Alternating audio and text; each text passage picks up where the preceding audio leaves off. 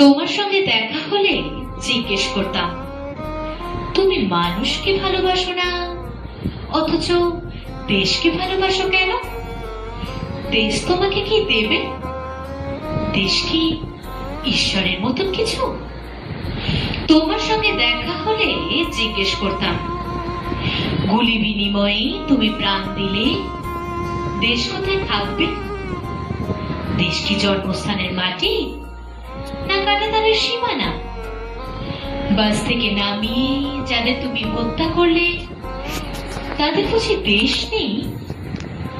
তোমার সঙ্গে দেখা হলে জিজ্ঞেস করতাম, তুমি কি করে জানলে আমি তোমার শত্রু?